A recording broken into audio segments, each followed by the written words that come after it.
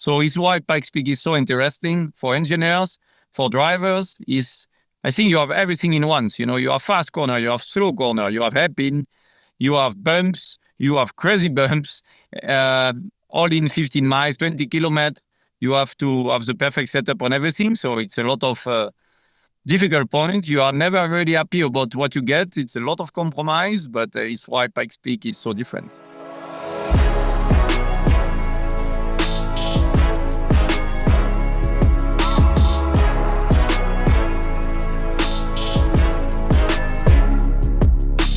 Welcome to the RACER Debrief, where we are counting down to the 103rd running of the Pikes Peak hill climb. And today we've got a very special guest. We've got the five-time and reigning King of the Mountain, Romain Dumas. So, Romain, thank you for finding the time. I know that you're in the throes of testing your Mustang Mach-E. So, hello and welcome to the Debrief. Hello, welcome to all of you. Now, Romain, let's just set the scene. Obviously, you are a five-time Pikes Peak champion. You're getting into rarefied air. At the moment, you've got as many wins as Rod Millen. You are getting within range of your hero monster, Tajima. And just talk about what you are in this year and, what we will see you in on the mountain for 2025. So, yes, this year again, we have a new car with Ford Performance. It's called the Super Mustang Mach-E. So, as you can hear, it's a Mach-E. So, now we are getting more and more in a GT car. We start with a van, we went to the truck, and now we are on a Mach-E. So, in general, the car for sure is lower, more downforce. But in terms of, it's an electric car, in terms of power, it's exactly the same than the van or the truck, because we are using exactly the same battery concept, the same e-motor.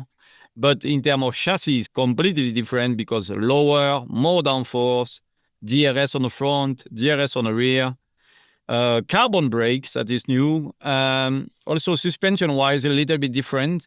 Doesn't mean that it's easy to set up everything, because when you are coming each year with new things, and we know our Pikes Peak is complicated because you are not running a lot, driving a lot.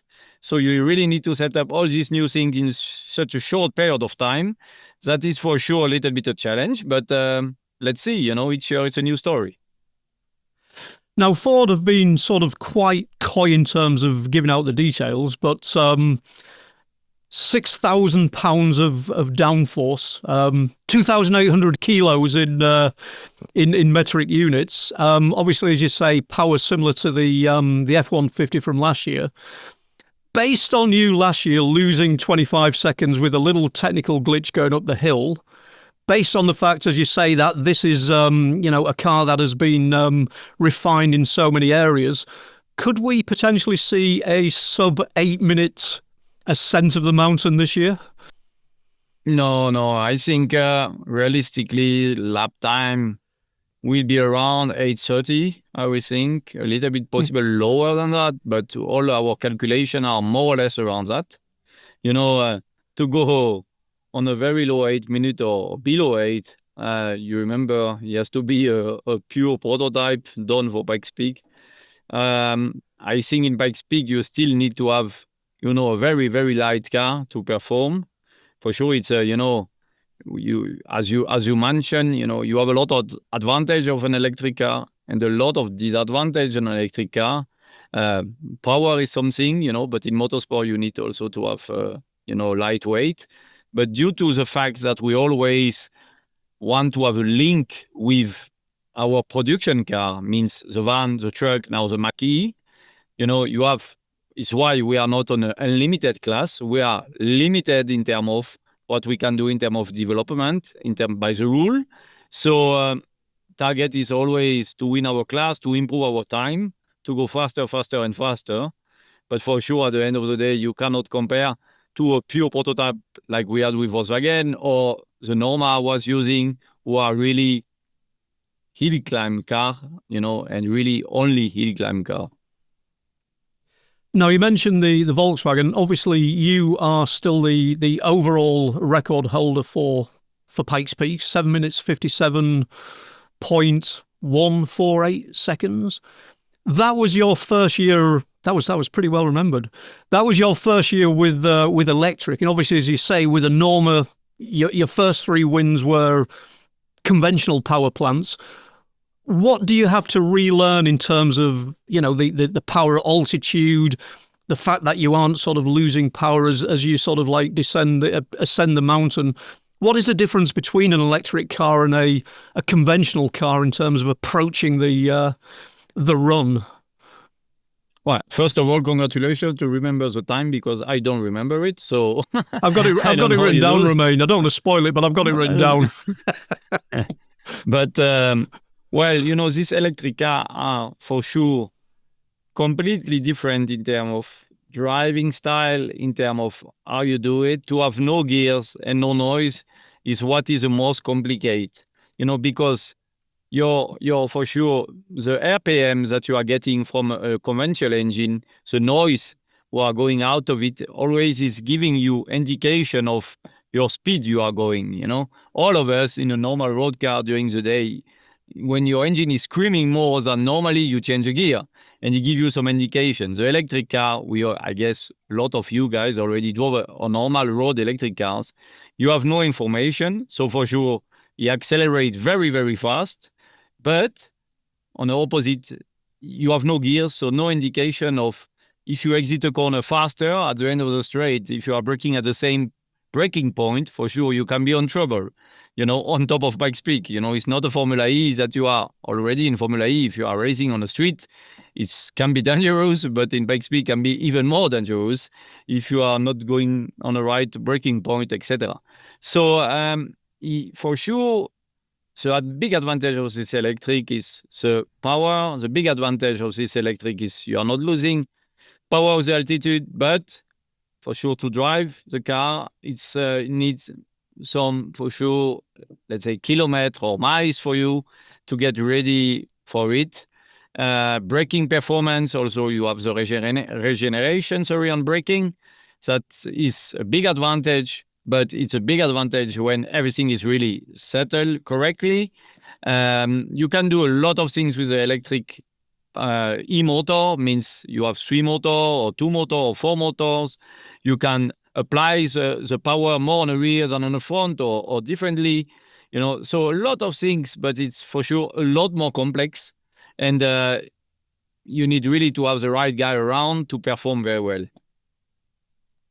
And in terms of the aero, looking at the Super Mustang Mach-E, obviously a incredibly large rear wing, incredibly large diffuser, a splitter at the front the size of a coffee table.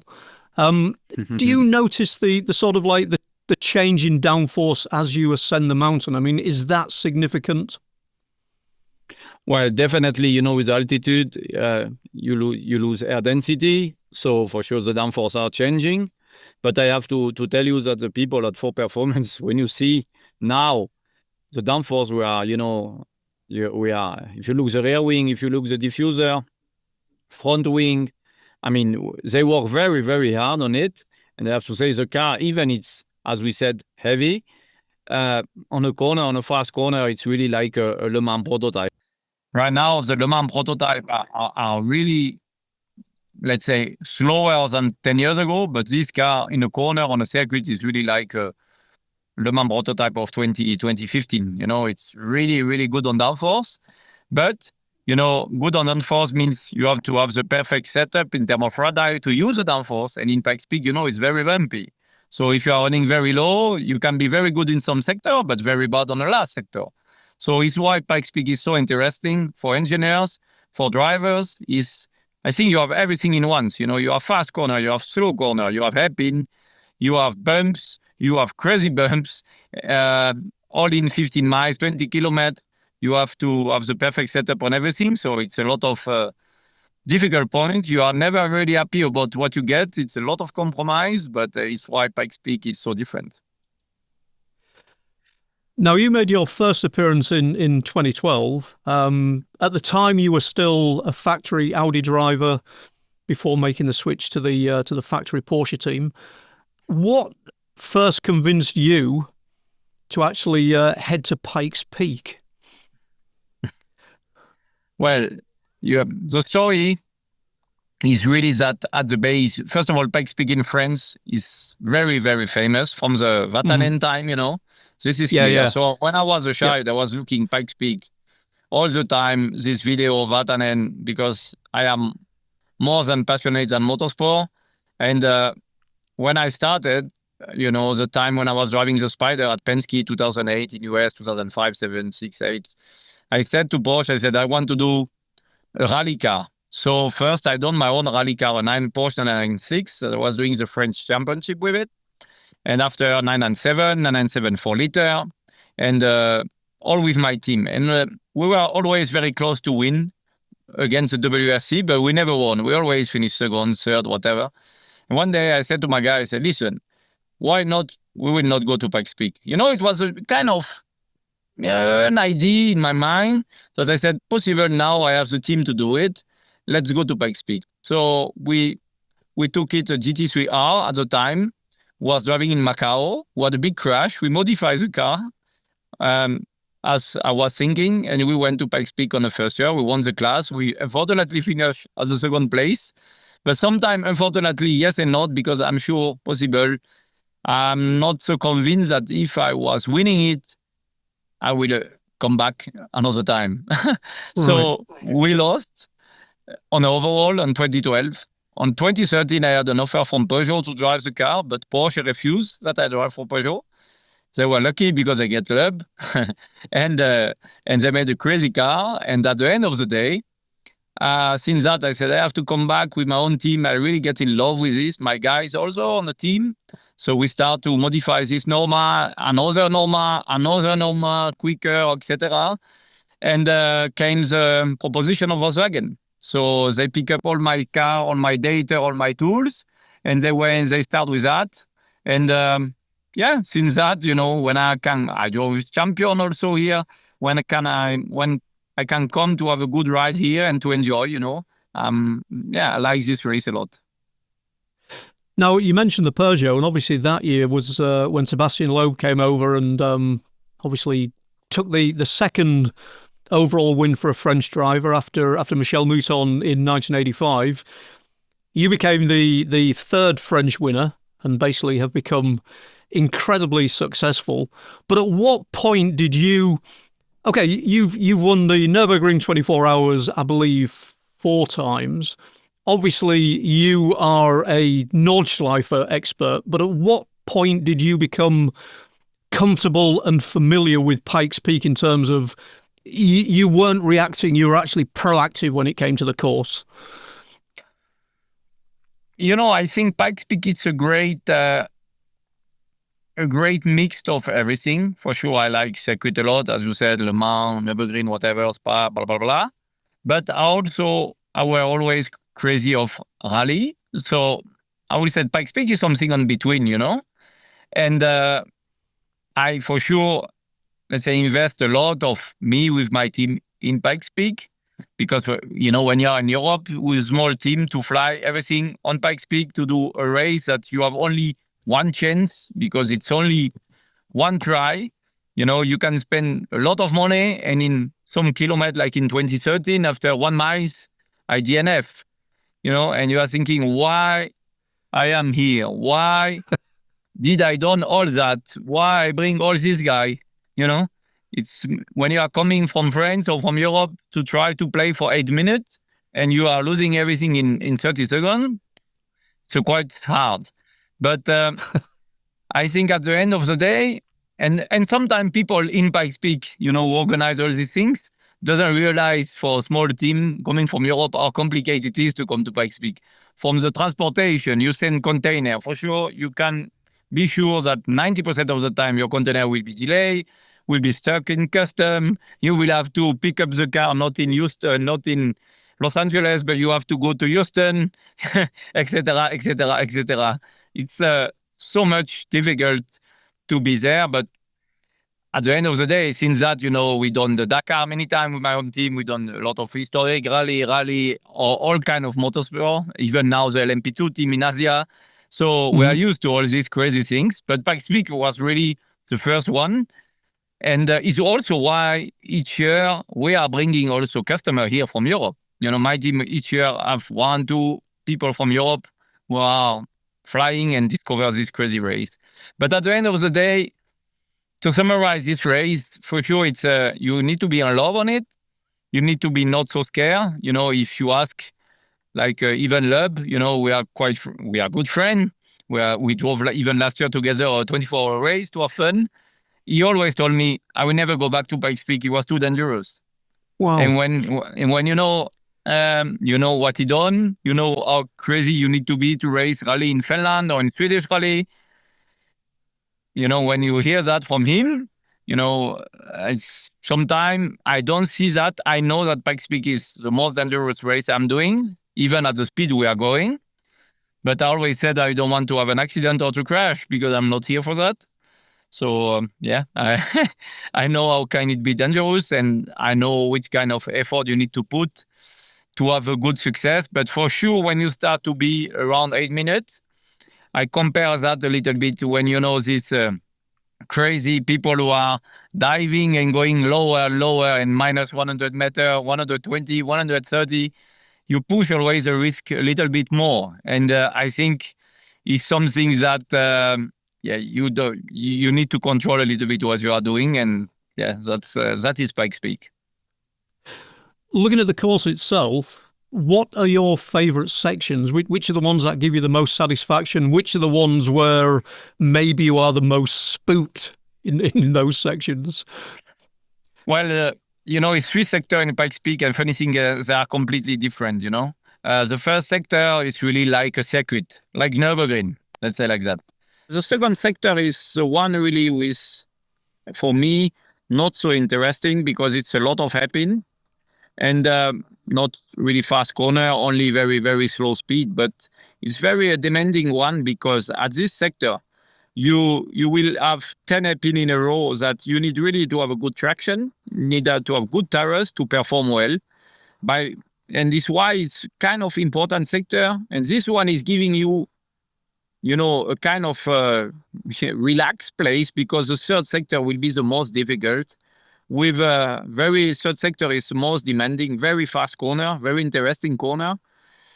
For you have that for 2 or 3 miles, and suddenly will become the last 2 miles where, unfortunately, year after year is changing because the road is very, very bumpy. Due to the fact that with the snow and ice, year after year, the road is moving. And year after year, you have more and more bumps. And this one is very, very difficult because when I speak about bumps, you really need a rally car. So if you have a kind of prototype here with very short suspension, travel, you will really suffer. And it's why Pikes Peak is so crazy and interesting. Is because for the last 2 miles, I would like to have a WRC car. But on the first sector, I would like to have a prototype of Le Mans. On the second sector, I would like to have a rally cross car, to have a 4-wheel drive, with hairpin and handbrake. So, and at the end of the day, in 3 sectors, you need 3 different cars, 3 different setup, 3 different tires, even sometimes 3 different gearbox, and this is why it's all in a compromise in Pikes Peak. And obviously, during practice, you are practicing in sections, and it is only race day when you actually tie them all together. And that's a strange anomaly, but something that makes Pikes Peak so unique as well. So unique, and on top of that, again, so difficult. Because, you can have perfect sector time during practice, because I can give you a very soft tires, you will perform very well. But on a race day, suddenly you will have to have the same tires for the 3 sector. So if you never practice with hard compound or tires also who work, on the first sector, you always have kind of warm temperature. On the last sector, it's always freezing. So you also need to have tires who work on a cold temperature, on a warm temperature, on a long distance, and who is soft enough to give you good grip. And this is why I always said when I speak with tires manufacturer, Pikes Peak is the hardest, by far, the hardest place to develop tires. And this is why also they're a little bit scared to come in Pikes Peak. Because I can tell you, this is very difficult, much more than to do tires for Le Mans. Le Mans, you need to have tires who survive 3 hours, 4 hours. Okay, point. You need to have decent tires or soft or hard. but you don't need tires. You decide which tires you will put for 2-3 stints. In Formula One, the same. You have soft or hard, but in Pikes Peak, it's really short, 8 minutes, and you need to have everything in one time. Now we've managed to get you during testing, ready for Pikes Peak. Obviously, something that you've alluded to is that trying to get as many miles as possible in the run up to those 8 minutes on Sunday, June the 22nd is absolutely key. Are you ever fully prepared for Pikes Peak, or is it a case of trying to dial out as many compromises as possible? Right now you would not believe, but even if after all this time I don't win Pikes Peak, I think I don't see one time that I made the Sunday without any issue. Even with Volkswagen, nobody know, but on the last corner, I have to do a reset and a power cycle because the car stopped. And this is Pikes Peak, with a truck, with a van. Always you saw last year, with my own cars. One time we broke a spark plug. One time we had a tires issue on the back. One time, etc. You win, you lose, but you always go down of the mountain with some feeling that, I could go faster. This is Pikes Peak, It's why you are coming back, actually. They are good for business, Now, Romain, you have a busy schedule. You've got RD Limited. You are doing the FIA European Historic Rally Championship, taking on some pretty top-notch competition there, the likes of Jari Matti Latvala. That is a tough series.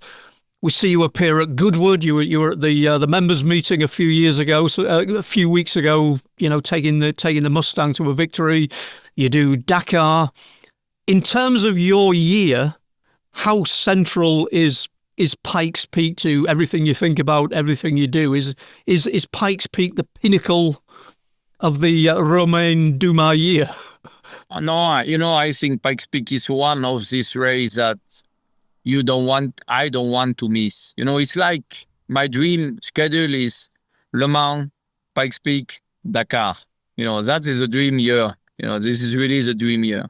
So it happened some years ago that I was able to win Le Mans in 2016 and the week after to win Pikes Peak, And when you achieve that, for me, who is extra passionate, you achieve the best you can have, clearly. So Pikes Peak is one of the races you don't want to miss, definitely. But as I told you, I drove 23 times Le Mans. But to not be in Le Mans next week, I finish Pikes Peak on Sunday this time, and I will come back next week on Pikes Peak on Saturday. So I will look Le Mans on TV. This is a little bit sad, but if you want to have everything for Pikes Peak, unfortunately or fortunately, you need to test a lot now. The level is really high. We want to achieve a lot, so that's a part of the game. Well, Romain, the fact that you are testing a lot and the fact that time is at a premium, we've got to thank you very much for joining us. And basically, I think it's time for you to step back into that Super Mustang Mach-E, put in a few more miles, and get ready for Sunday, June the 22nd. And just to say to people tuning into this podcast, you can actually see Pikes Peak live this year on Racer Network and on the Racer Plus app. So we will see whether Romain Dumas manages to get that 6th win and move within one win of his hero monster. So, Romain, thank you very much for finding the time, and good luck on the build-up, and we will be checking in on your progress during the week. Thank you very much. Hopefully everything will go well, and let's see. Thank you again. All right. Thanks, Romain.